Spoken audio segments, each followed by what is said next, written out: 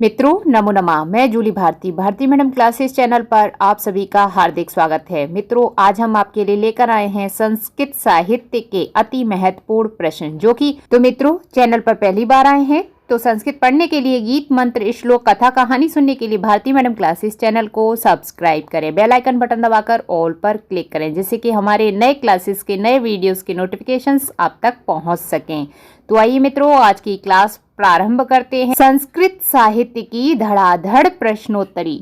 मित्रों हमारा first question है, वैदिक साहित्य का विभाजन कितने भागों में किया गया है? तो मित्रों वैदिक साहित्य का विभाजन 4 भागों में किया गया है। ये आपको याद रखना है, 4 भागों में वैदिक साहित्य का विभाजन किया गया है। अब उसके बाद नेक्स्ट क्वेश्चन है, वेद में प्रयुक्त मुख्य छंदों की संख्या कितनी है? तो मित्रों वेदों में प्रयुक्त मुख्य छंदों की संख्या है 14। कितना? 14। अब चलिए नेक्स्ट क्वेश्चन देख लेते हैं, वेद पाठ में कितनी विकृतियों का प्रयोग हुआ है?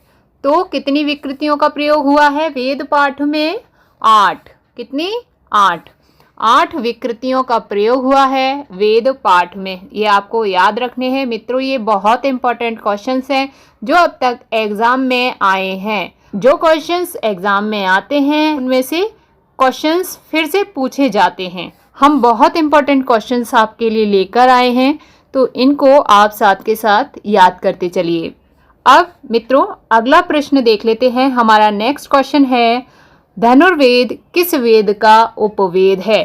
तो मित्रों धनुर्वेद यजुर्वेद का उपवेद है।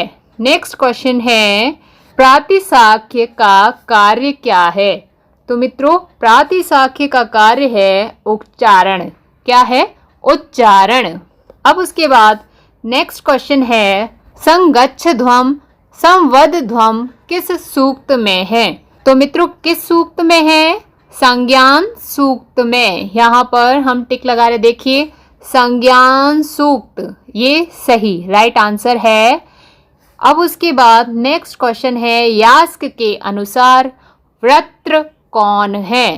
तो मित्रों यास्क के अनुसार वृत्र मेघ है। कौन है? मेघ है।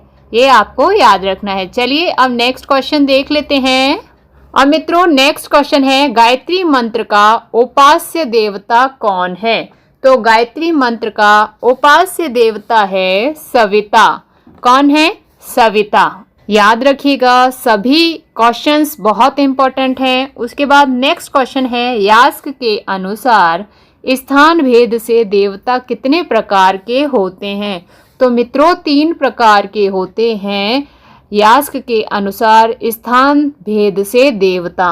तो किसके अनुसार? यास्क के अनुसार। देखिए सबका अपना अपना मत होता है, आपको यास्क के अनुसार बताना है। और यदि पूछ लिया जाता है कि यास्क के अनुसार स्थान भेद से देवता कितने होते हैं तो 3 होते हैं। ये आप याद रखिए। अब नेक्स्ट क्वेश्चन देख लेते हैं, रुद्र का निवास स्थान कहाँ पर है? तो रुद्र कहाँ पर रहते हैं? रुद्र का स्थान क्या है? अंतरिक्ष। अब उसके बाद नेक्स्ट क्वेश्चन है, पुराणी युवती वेद में किसे बताया गया है? पुराणी युवती वेद में उषा को बताया गया है। किसको बताया गया है? उषा को। ये देखिए डबल टिक कर दे रहे हैं, उषा। ठीक है। उसके बाद नेक्स्ट क्वेश्चन है, सोमपा किसे कहा गया है? तो सोमपा किसे कहा गया है? तो सोमपा इंद्र को कहा गया है। किसे कहा गया है? इंद्र को।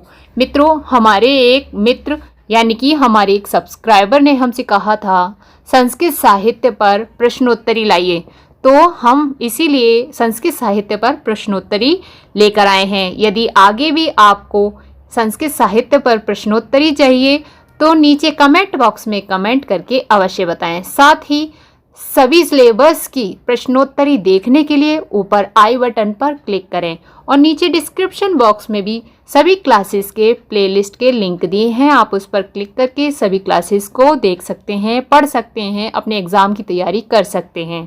तो लगातार क्लासेस देखते रहिए और हमारी कोशिश रहेगी आप जो मांग रहे हैं, आप जिन क्लासेस को चाहते हैं हम उन्हें लेकर आएँ। ठीक है, तो चलिए मित्रों नेक्स्ट क्वेश्चन है हमारा, चरैवेति चरैवेति किस ग्रंथ से उद्धृत है? तो यह ऐतरेय ब्राह्मण से उद्धृत है। किससे? ऐतरेय ब्राह्मण से। ये देखिए डबल टिक कर रहे हैं इसीलिए, ऐतरेय ब्राह्मण, जिससे कि आपको याद रहे। अरण्य अध्यानात् एतद् अरण्यकम्, यह किसकी उक्ति है? तो मित्रों यह किसकी उक्ति है? यह सायण की उक्ति है। किसकी? सायण की। ठीक है, ये बहुत इंपॉर्टेंट क्वेश्चंस है मित्रों, आप अच्छे से इनको याद कर लीजिए।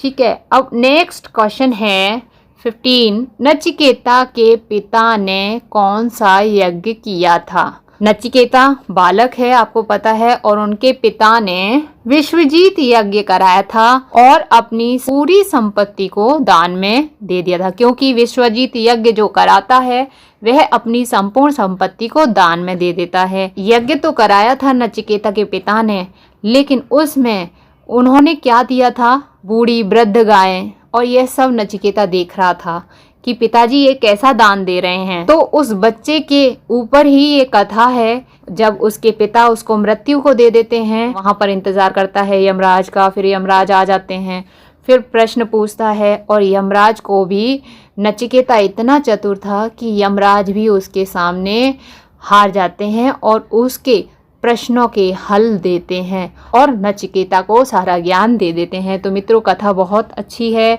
एग्जाम्स के लिए बहुत इम्पोर्टेंट है, आप अवश्य देखें आई बटन पर क्लिक करके। तो चलिए अगला प्रश्न देख लेते हैं। अगला प्रश्न है, वेदांत किसे कहा जाता है? तो वेदांत किसे कहा जाता है? उपनिषद को। किसको? उपनिषद को ही वेदांत कहा जाता है। अब इसके बाद आगे नेक्स्ट क्वेश्चन देख लेते हैं। मित्रों हमारा अगला प्रश्न है, यज्ञ साक्षात किसका स्वरूप माना गया है? तो यज्ञ साक्षात विष्णु का स्वरूप माना गया है। किसका स्वरूप माना गया है? भगवान विष्णु का। अब नेक्स्ट क्वेश्चन है, रेखा गणित का वर्णन कहाँ मिलता है? मित्रों बहुत इंपॉर्टेंट क्वेश्चन है। रेखा गणित का वर्णन मिलता है सुल्व सूत्र में। कहाँ पर? सुल्व सूत्र में। आप याद रखिएगा, रेखा गणित का वर्णन जो हुआ है वो सुल्व सूत्र में हुआ है। अब नेक्स्ट क्वेश्चन है 19, गद्यात्मक वेद कौन सा है? तो गद्यात्मक वेद है यजु। यजुहु गद्यात्मक वेद है, गद्य में लिखा गया है। यजुहु से मतलब तात्पर्य है यजुर्वेद। यजुर्वेद जो है वो गद्यात्मक रूप से लिखा गया है, यानी कि गद्यात्मक है यजुर्वेद। कौन सा वेद? यजुर्वेद। बार बार रिपीट करते हैं जिससे आपको याद हो जाए। तो चलिए मित्रों आगे चलते हैं। हमारा अगला नेक्स्ट क्वेश्चन है, यजुर्वेद का प्रसिद्ध शिक्षा ग्रंथ कौन सा है? तो यजुर्वेद का शिक्षा ग्रंथ है याज्ञवल्क शिक्षा। आपको याद रखना है याज्ञवल्क्य। ठीक है, अब उसके बाद नेक्स्ट क्वेश्चन है, अथर्ववेद का प्रसिद्ध शिक्षा ग्रंथ कौन सा है? तो अथर्ववेद का प्रसिद्ध शिक्षा ग्रंथ मांडुकी है। कौन सा है? मांडुकी। तो मांडुकी याद रखिए, अथर्ववेद का सबसे प्रसिद्ध शिक्षा ग्रंथ मांडुकी है। उसके बाद नेक्स्ट क्वेश्चन है, सामवेद का प्रसिद्ध शिक्षा ग्रंथ कौन सा है? देखिए अभी हमने अथर्ववेद का जान लिया, शिक्षा ग्रंथ मांडुकी है। अब कौन सा? सामवेद का प्रसिद्ध शिक्षा ग्रंथ। कंफ्यूज नहीं होना मित्रों एग्जाम में। अथर्ववेद का प्रसिद्ध शिक्षा ग्रंथ पूछा जाए तो मांडुकी, और सामवेद का प्रसिद्ध शिक्षा ग्रंथ पूछा जाए तो नारदीय है। कौन सा है? नारदीय। ठीक है, अब उसके बाद नेक्स्ट क्वेश्चन है, ऋग्वेद से संबंधित शिक्षा ग्रंथ है। अब ऋग्वेद से संबंधित पूछ लिया, ये प्रसिद्ध नहीं पूछा है, यहाँ पर पूछा है कि ऋग्वेद से संबंधित शिक्षा ग्रंथ कौन सा है? तो वशिष्ठ। कौन सा? वशिष्ठ। वशिष्ठ ऋग्वेद से संबंधित ग्रंथ है। अब मित्रों उसके बाद नेक्स्ट क्वेश्चन है, महाभाष्य के अनुसार ऋग्वेद की कितनी शाखाएं हैं? तो महाभाष्य के अनुसार ऋग्वेद की आपको पता है कितनी शाखाएं हैं? नहीं, 21। तो आपको बता देते हैं कि महाभाष्य के अनुसार ऋग्वेद की 21 शाखाएं हैं। अब उसके बाद बहुत इंपॉर्टेंट क्वेश्चंस हैं, इनको आप साथ के साथ याद करते चलिए। नेक्स्ट क्वेश्चन है, वेद में इंद्र के बाद सर्वाधिक स्तुति किस देवता की है? तो इस क्वेश्चन का मतलब है कि वेद में इंद्र के बाद सर्वाधिक यानी कि सबसे ज्यादा वेदों में इंद्र की स्तुति हुई है, और उसके बाद किसकी हुई है सर्वाधिक स्तुति? अग्नि की हुई है। किसकी हुई है? अग्नि की। यानी कि वेद में इंद्र के बाद सर्वाधिक स्तुति अग्नि की हुई है, अग्नि की गई है। तो ये आपको याद रखना है। तो मित्रों, आज की क्लास आपको कैसी लगी नीचे कमेंट बॉक्स में कमेंट करें। यदि इसी प्रकार की क्लास चाहते हैं तो भी आप हमें कमेंट करके बताएं। यदि आप कहेंगे तो हम इस प्रकार की प्रश्नोत्तरी लाते रहेंगे। तो मित्रों, आज की क्लास पसंद आई है तो एक लाइक अवश्य करें, आपके लिए यूजफुल है। तो संस्कृत पढ़ने के लिए, गीत मंत्र श्लोक कथा कहानी सुनने के लिए भारती मैडम क्लासेस चैनल को सब्सक्राइब करें। बेल आइकन बटन दबाकर ऑल पर क्लिक करें, जिससे कि हमारे नए क्लासेस के नए वीडियोस के नोटिफिकेशंस आप तक पहुंच सकें। तो मित्रों, स्वस्थ रहिए, मुस्कुराते रहिए, पढ़ते रहिए, पढ़ाते रहिए, सबको करके दिखाते रहिए और अपना अनुभव बढ़ाते रहिए। मित्रों, आज की क्लास देखने के लिए बहुत बहुत धन्यवाद। फिर मिलते हैं इसी प्रकार की एक नई क्लास के साथ।